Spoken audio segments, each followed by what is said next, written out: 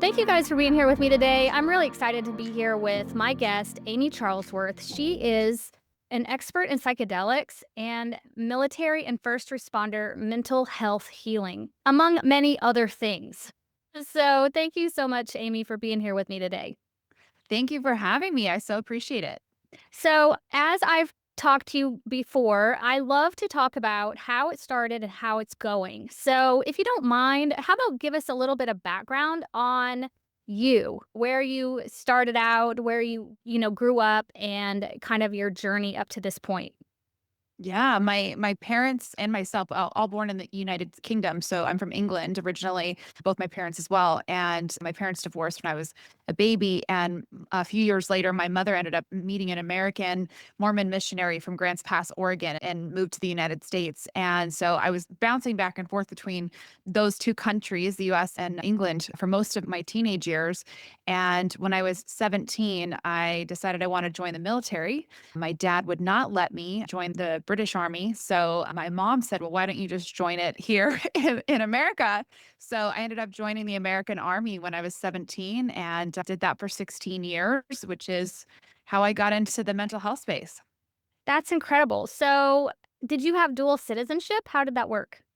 So when I was in the when I originally I was a British citizen, well, I still am a British citizen, but I got my permanent residency through my mother's marriage to an American. Mhm. And then when I joined the military, I joined on permanent residency. And then 4 years in, which is kind of the cutoff for making a decision with the military, it impacts your career and your rank and security clearance and all kinds of stuff. With the military, to not have it, they basically put an ultimatum in front of me that, it's like you can't get promoted, you can't really do much further with your career. You need to decide, are you going to be an American citizen or not?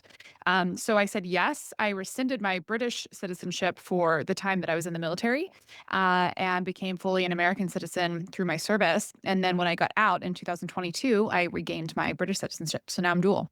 Okay, that's incredible. Was there something that you were drawn to when it came to the military? What happened at 17 years old, a female for one, it's not really that common. I mean, it is and it isn't. Like where I live, it's not that common for a young female to want to join the military. So, did something happen or were you just enamored by it? How did that come about? Yeah, there's a few different things. I think just the perfect storm happened all at once. I was working in a hair salon in Nottingham, England when I was a teenager, and downstairs from the hair salon, I was at this shopping mall. There was a British Army recruiting office, and so I would see these guys and girls in their incredible uniforms, polished, really looking like they have their stuff together daily. And I was really young. I mean, I was 15, 16 around this time and very impressionable. And I would have conversations with them. And of course, they're recruiters. So, they're doing what they do best and making up conversation and all of that. So I already kind of had like a little bit of an idea that I wanted to do this just from talking to them. And my life was so unstable at the time, bouncing back and forth between countries. I wasn't doing so great in school because of that instability. And to me, that just really looked like the best route for me. That, it was something that would get me to explore the world, give me some stability, paycheck, education benefits that they had. And, I wanted to be like them. I really wanted to have that presence. Yeah. So, how did it start? Where were you?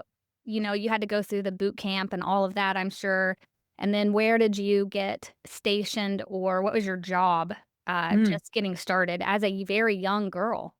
Yeah, so, being a girl, in 2006, which is when I joined, there was not much I could do, as a woman, so I really wanted to drive tanks. They wouldn't let me do that, so they said the next best thing is human resources, and I was like, "I don't even know what that is," and, Mhm. but I did it. I was like, "Okay, whatever will get me in boots," and so I became 42 Alpha, which is human resources, and that was my initial career stint that I did, and I was all over the world. So I was originally with the Oregon Army National Guard, and I did as many active duty things as I could. So I was over in Germany, over in Afghanistan, Kyrgyzstan, Kuwait, all over the country. I did basic training in Fort Jackson, South Carolina.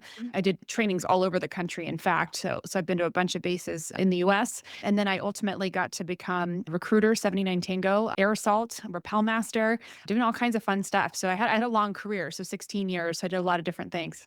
That's incredible. So, because of the experiences that you had in the military, how did you transition out of that into civilian life and now you're an adult. So what was next after you decided you were gonna end your career in the military?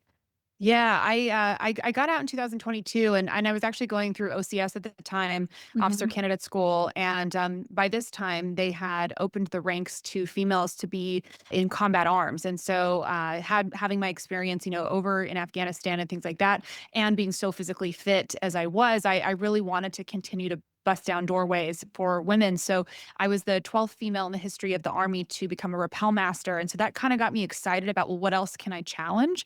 And so I was going through infantry. I was on the track to go through infantry officer school to aid with the population of female in those ranks. And right around that time, Biden pulled out of Afghanistan the way that he did. Mhm. And that didn't sit too well with me, and I'll avoid politics on this show, but I got out. I was like, "This is enough. I don't wanna be a pawn, and I don't wanna be leading young men or women into battle anymore, and I this is not the path that I want if this is the result," right? Like, Yeah. I felt like 20 years plus of hard work, money, and time, and bodies was just all for nothing. So I got out of the military, and I had already, because I was National Guard for a large part of my career, I'd already had kind of this one foot in the civilian world, one foot in the military world, and made some great relationships. I'd worked for some of the biggest companies simultaneously, so Amazon, Nike, Red Bull, et cetera. And so I felt my transition was a little bit easier because of Yeah. that, where I already had a little bit of taste of what civilian life was like. Yeah. So what was your first real full-time civilian job after the military? Yeah, so Nike was my first civilian job in Oregon that was running alongside the military. And then when I was fully out of the military in 2022, I was working in entertainment. So I was working with Tom and Lisa Bilyeu Mhm. at the time. And yeah, just started doing the Hollywood stuff. That's amazing. So by doing that, I guess you would likely have been able to meet, and form relationships with so many different people. Yeah, I got really lucky, super lucky. I mean, there's a lot of people that, have things happen by super hard work, which I definitely worked hard for sure. But there's also that component of once in a while you just get lucky. And I did really get lucky to meet some of the people I met and be at some of the events I was at and make the relationships I made. It truly was just a pure stroke of luck for some of those relationships.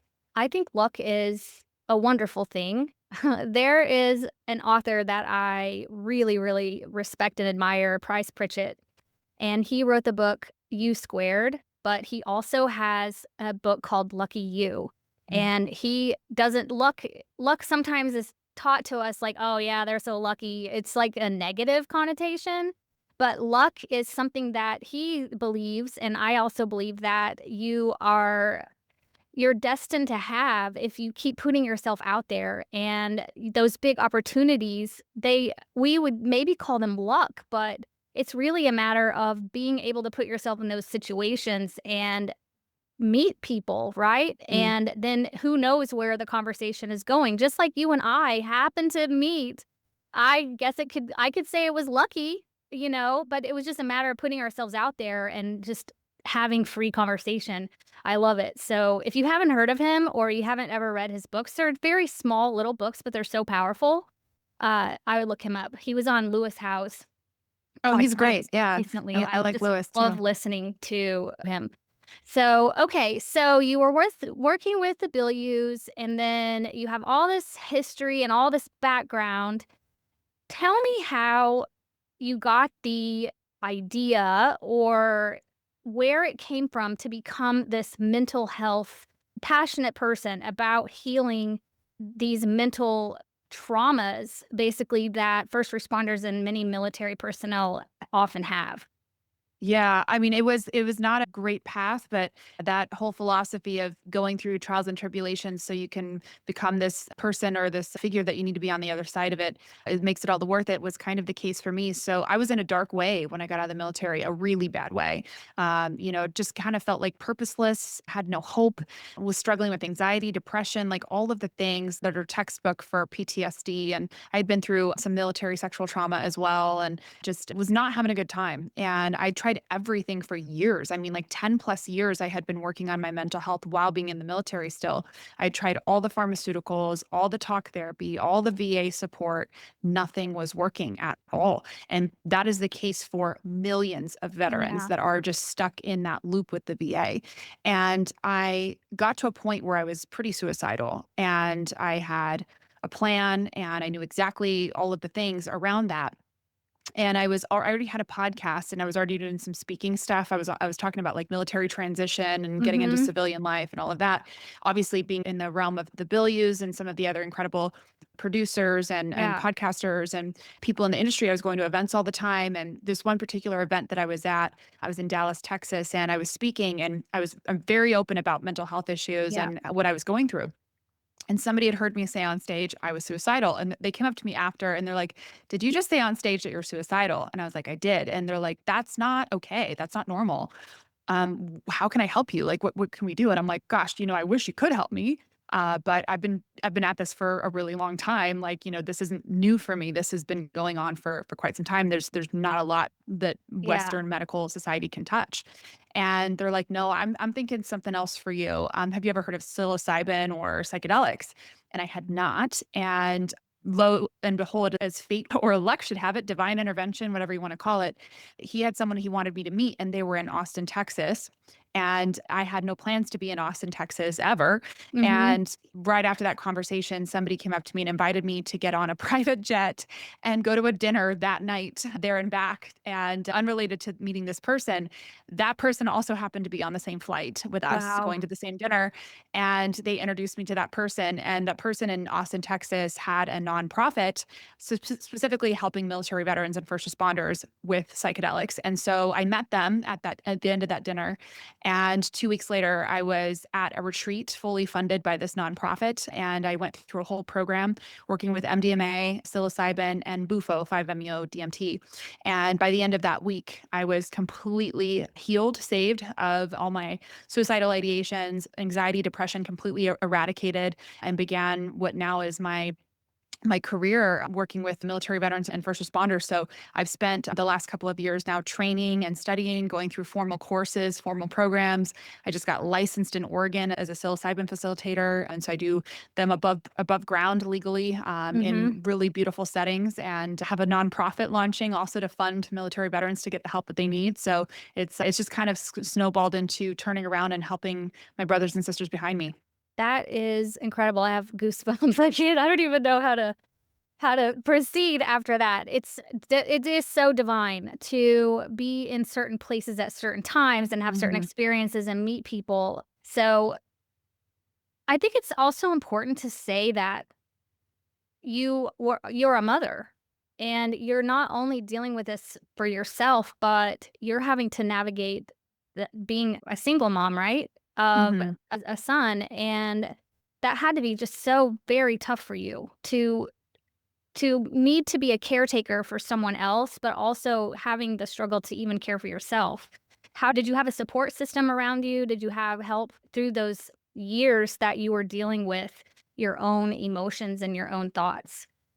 I am really lucky to have incredible friends. My son, who is just about 17 now, he does have a father, and his dad, we're not together. We haven't been together since my son was very little, but his dad really is a phenomenal father as well. And so, in that regard, I did have a little bit of support with my son and some amazing friends. But other than that, no, I mean, that was one of my issues was I felt pretty isolated Mhm. and pretty alone. I have some friends, of course, but these are types of things that you don't always bring to conversation, right? Like you're not going Yeah. around telling people how much you're struggling, and you're definitely not wanting to share with people that you're suicidal necessarily in your friend groups and stuff like that because it's dramatic and it can be burdensome and everyone's going through something. And so I did keep very to myself Mhm. and really was struggling. I mean, it was hard. It was hard. It exploded out of me in ways that I'm so not proud of, like anger issues Yeah. and being very short and cold with people. And so a lot of the relationships or lack of support that I had was a subject of my own being, of my own Yeah. doing, because I was kind of pushing everyone away, had really high walls and didn't want to connect with people. So it's not that, woe is me, I didn't have support. It was that I wasn't allowing support. Yeah. And some of my symptoms of what I was going through was too block any kind of support, unfortunately. So it's a vicious cycle that people get stuck in when in that kind of way. Yeah. So I think it's incredible that, and I'm not really that familiar with this type of medicine or treatment. It's not mainstream, right? But it is becoming more of a talked about topic, right? And there's more medical studies and actual experiences being shared. How did you go from, I mean, I'm sure it was just felt miraculous to come out of the situation you had been in and spend just a few days really in Austin and come out just as a renewed version of yourself. What was there any kind of awakening, or can you describe really anything that happened during that process? Like, was it like, did it feel like a purging, or was it just wiped out? Like you were back together? How did that feel? Yeah, great question. And what I'll tell you is each of the types of psychedelics have a different experience. So MDMA is very different from psilocybin. Psilocybin is very different from 5-MeO DMT. They're different lengths, different strengths, different experiences visually and physically. So I'll break it down just a little bit, but try to be short and sweet here also. So MDMA, I did at the same time as psilocybin, and those are very complementary to each other. It's pretty normal in the medicine space, in the psychedelic medicine space, to see them used together. MDMA is a heart opener for those of you that are familiar with the street drug ecstasy. That's basically what it is. But paired with psilocybin, it becomes this really incredibly supportive medicine working with psilocybin, which is a very visual experience. And it's something where you want to put an eye mask on and you see a lot of visuals and things just click into place and make sense. So while I was in my psilocybin slash MDMA journey, the very first lesson I got, because these are teachers, all these medicines are what I would describe as teachers, and I Mhm. feel like they all kind of have like a spirit to them. The psilocybin, the first message I got was everyone will love you if you even let them. And so that for me was kind of profound. And it wasn't just like hearing that. It was like in my brain also, things are just melting away and making sense, like traumas, abuses, issues. It's like they don't matter anymore. So another example of that is I had a lot of mother wound trauma. My mom had given me up to the state of Oregon for adoption at one brief period of time in my teenage years and had all these traumas. And I had this experience where my mother's face was on my face. And it was like I was seeing this visually, like our faces were swapping. And what the download of information that I was getting, the without any words required, which is why this is so powerful versus talk therapy, Mhm. is that it just clicked for me that I am my mother and my mother is me, and we're the same and we're all the same. And that doesn't even extend just to my mom, it's to everybody, that we're all Right. just the same.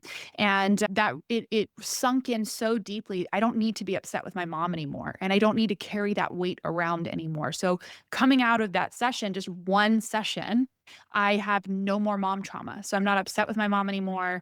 I don't have any beef with my mom anymore. I'm not carrying things around from when I was a kid anymore about my mother. And so there's just these little things that happen visually. And then it's hard to explain unless you've had this type of Mhm. experience, but it's just like a knowing that you're good and everything's okay and everything's fine. And you can really just let stuff go. So it just clicks things into place for you in a way that talk therapy never could. Uh-huh. And then it sounds like very quickly also. Very quickly. Yeah, I'm talking literally one session. It's as a psilocybin facilitator now, I'm constantly on the phone with people who are curious and, doing consultations. And there's almost this disbelief, like after just Yeah. one session, that doesn't even sound right.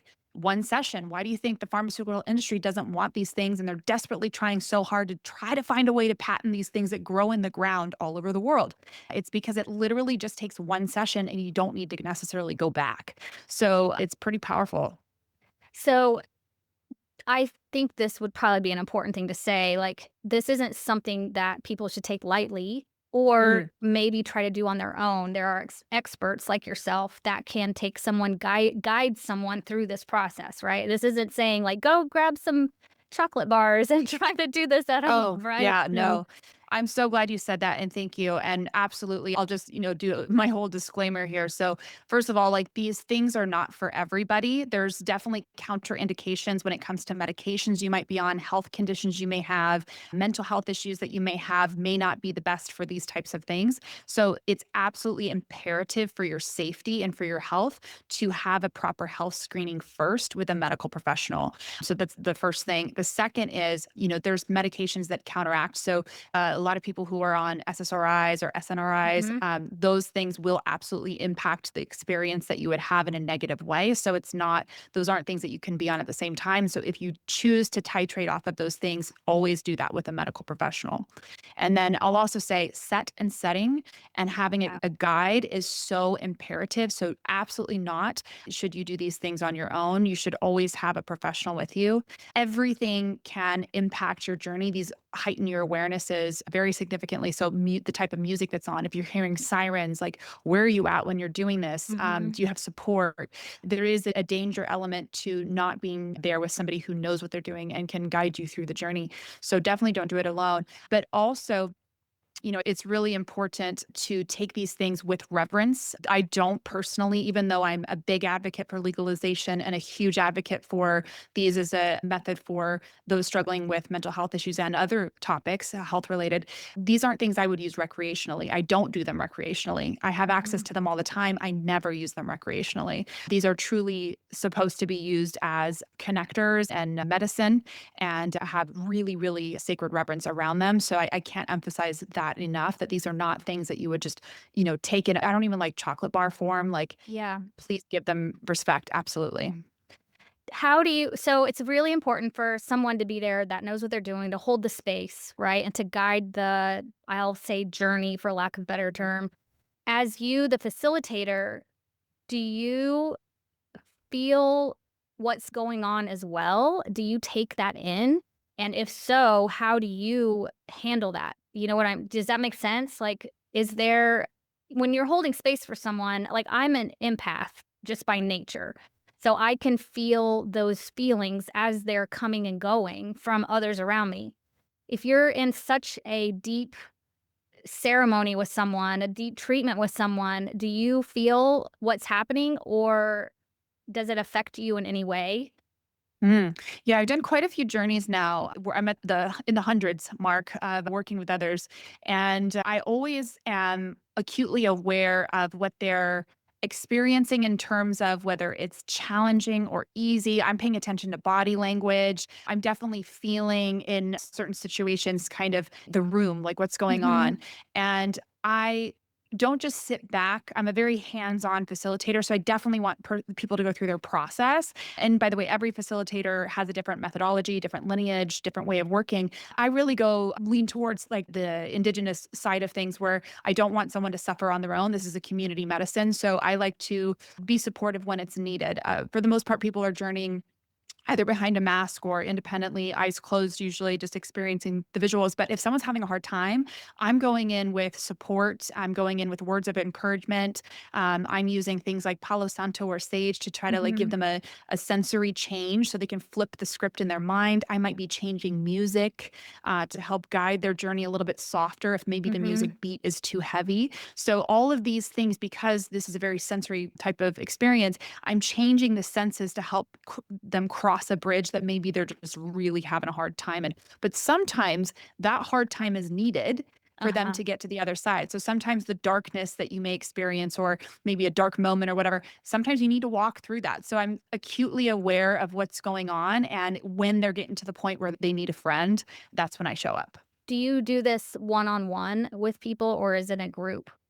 It's both. Yeah. So both options are available. I do a ton of one-on-ones, especially for first responders and military veterans. They're usually not wanting others, especially if they're still actively serving. They're not wanting others to necessarily know what they're going through or have going on, especially if it can impact their career. So that's a one-on-one scenario. But then we do retreats too, where there's, Uh-huh. group settings where everyone's really comfortable with each other. We do a prep and integration program. So usually I'm working with people for about 11 weeks or more. And so in that case, if they feel comfortable with having a group, that can be very therapeutic in itself to build community and have a lot of other people to know what you're going through. Mm. So it just really depends on the person and the situation. Wow, okay. So you have a career outside of this.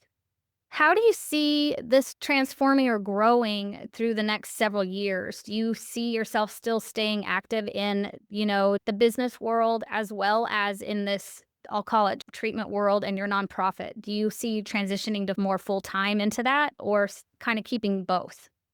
You know what is really beautiful about the scenario I'm in now is I'm a bridge where I'm getting to help educate people that these things even exist. So, being in the spaces I'm in now professionally in the business side of things, the corporate world, I'm really having this beautiful opportunity to do things like this where when I meet someone and I'm in a completely non related setting, and I'm able to bring up, Yeah. psychedelics and get the word out because these are still largely underground. And in many states, I mean, the majority of states in the United States, these things are illegal. They're still Schedule 1. And so I'm able to talk about them openly because I'm legal. I'm in a state where it's completely Mhm. above board. I'm licensed by the state, and I can bring awareness to these as a healing alternative to Western medicine, which can be great in its own way. I'm not anti-Western medicine, but we know from many trial Yeah. and error now years that these just don't Western medicine doesn't work for the particular issues that military veterans and first responders face. And so, having these alternative therapies out there and me being able to talk about them as a bridge between these two worlds, I think that's the sweet spot for me for right now. Now, as I get older and, life goes on, I'm finding so much joy in this work. I mean, every single weekend, I work 7 days a week. Every single weekend, I'm doing retreats or one-on-one sessions with my clients because it's very much a side passion project. But as it continues to gain momentum and grow, I can't say what the future will do. But for now, it's really beautiful being perfectly balanced in both worlds. Yeah, that's lovely. Do you have plans for writing a book or creating maybe some online resources for, or maybe you already have those types of things so you can continue to impact more people without having them travel to you or sign up for your program? Do you have any of that right now, or are you thinking about doing that? Yeah, great question. And thank you for asking. So, I did just complete a very short book. It's about 60 pages, and it is a 11-week program where it's preparation, the facilitation week, and then the integration week. And it's kind of a guidebook step by step where it walks you through getting in the right mindset. What are you letting go of? Teaching you about ritual or daily practice of mindset work, meditation work, breath work. Mm, It walks you through the inventory of what you're consuming. So, what music you're listening to, what TV shows, what podcasts, what you're taking in food yeah, wise, exercise wise, right? Because you are a sum of what you consume. yeah, And so it walks you through that and just bringing awareness to how you're spending your time. And then after your journey, there's, of course, tips in there for that. Then there's a whole integration side of things where it's a 6-week program for you just going into installing all of the lessons, the downloads, the learnings, and everything that you just learned in your session. It walks you through the ability to plug those into realistic and sustainable things because anybody can take psilocybin, anybody can get high, if you will, yeah, for the layman's out there. But the real work is what you do after. So the uh-huh, intention is not for you to start using these regularly or often or as a means of escape, like right, things yeah, like alcohol or other street drugs. The intention is you sit with this once or twice, maybe in a year tops. And then the rest of the time, you're raw dogging life. yeah, You're experiencing life to its fullness. And so, this book that I have, again, very, very short and sweet, just almost like a booklet, if you will, yeah, it's a guide for that. So, the intention is through the nonprofit that I'm currently in the middle of putting legs to. We're building out an online course and an app that anybody can access extremely affordable. These are not for profit things. right. So they'll be very, very low cost. I'm talking like $20 a month, $50 a month, somewhere in there, where there's community resources, facilitation, directories, things like that, so people can get the help that they need. That's incredible. I think Yeah. the first book you talked about was being very mindful of what you're consuming. Mhm. That's for everybody. Like, that's Oh, just yeah. not for people that are wanting to overcome something, but in our space of, business growth and personal growth, if you're wanting to cause change in your life, yes, you have to become hyper aware of the things that you are consuming, whether it's from food to podcasts to television to news, all the things. So that book is, I think, probably important for anybody to read. I just share my own journey here of Amy 1.0, which is, I feel like I'm Amy 2.0 now. But before I went through any of my healing work, my Amy 1.0 was living in Los Angeles. anxiety ridden, so angry, explosive, and really difficult to interact with. And I did this inventory practice where I was going through what did my day look like. And it was like, okay, I got up in the morning, I was pounding huge amounts of coffee. Then I was getting straight into the car with my dog, driving in LA traffic, right? So you Mhm. get all the chaos, all the Yeah. drama. I'm hyped up. My music was like rage, like power girl boss music, like Yeah. all hyped up, Pumped right? up. And Mhm. then I'm getting dropping off my dog, going to my office, and then I'm dealing with drama, drama, drama, drama, drama. Right. So as I'm moving through my day, there is no peace. There I wasn't know, I have any to take a element of deep peace. breath just hearing that. Like, Seriously. And so, but then, at the end of the day, I'm like, oh, I wonder why I have anxiety. Oh, and then I'm going to take medication for the anxiety. Then I'm going uh-huh. to take a sleeping pill. Right. And so and then I'm going to drink with my friends. So Yeah. it's like I'm in this cycle of just abusing myself consistently. And so once you have that awareness, that mirror put in your face of like how you're spending your time, what you're consuming, who you're hanging out with, what you're listening to, the murder mystery podcasts that you're consuming, right? It's just drama all the time. Yeah. You realize very quickly there's no breathing room in your day. Yeah. None. You're constantly abusing your body by what you're consuming, and then you're not giving yourself any breathing room. So, that alone, just clearing up my day, like what is my schedule like? No psychedelics required, no pharmaceuticals required. Just Yeah. cleaning up my day alone was such a massive change in who I am. So, that is a free start for everybody. Anybody can do Absolutely. that. Mhm. Nobody needs any doctor insight or coach or life coach or whatever to tell you that. That's something you can just take inventory of how you're spending your time. Literally Yeah. take a journal and just like write And down. also be mindful of how you feel during certain parts of your day, and Mhm. I bet that there's a repeating pattern. Um, Right. so it's it's not hard to make these shifts, but very few people make them. That's Yeah. that's what's funny is we get comfortable in the discomfort. Yeah. And And I get asked a lot by a lot of clients, families, et cetera.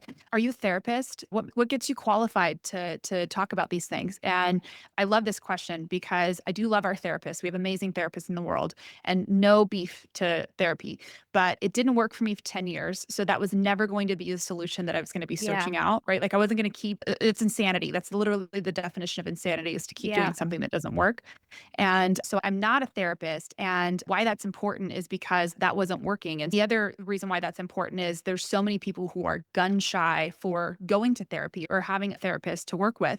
And so while I definitely study and research all of those things, none of what I'm talking about requires therapy. None of it, right? This is all stuff that just teaches people how to manage their own time and yeah, their own lives, right? Without the need of a license or an expensive doctor or a therapist, et cetera. This is all stuff you can do literally by yourself for free, right? And so I think the whole point of me not being a therapist is so incredible because this is what will arm people to realize that they don't need intervention from a thing or a person, right? mhm, This is self-empowering. You don't need us, you don't need me, you don't need psychedelics. Like ultimately that's the goal is not to need anything. yeah, And so it's just rearming people with just the knowledge that they are incredible on their own and they just need to be more in control of their day versus letting their day control them.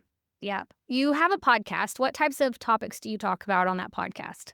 This I type am of conversation that we're having? all the time. Yeah, this is all I do now. I originally was like going down rabbit holes of all different kinds of directions, but ultimately it keeps coming back to this. I think this is it. So mostly focused on military veterans and first responders, but everybody is welcome. And I bring on people to talk about alternative modalities to talk therapy and pharmaceuticals. So breathwork experts. I just Uh-huh. had Man from the Stars, Curtis Lee Thomas, on the other day. He was amazing, teaching us about breathwork. I've got practitioners from all different kinds of backgrounds, meditation, mindset, all of the things besides Western medical stuff. I've got even therapists will come on and they'll do like somatic vagus Uh-huh. nerve reset exercises, tapping Tapping, techniques, all kinds EFT, of yeah. things. Yeah. So basically, just trying to give our heroes and anybody who could use, benefit from this stuff, tips and tricks and tools and resources that will help them be a little bit more successful. Yeah. So how do people find that podcast? Where is it and what is it called?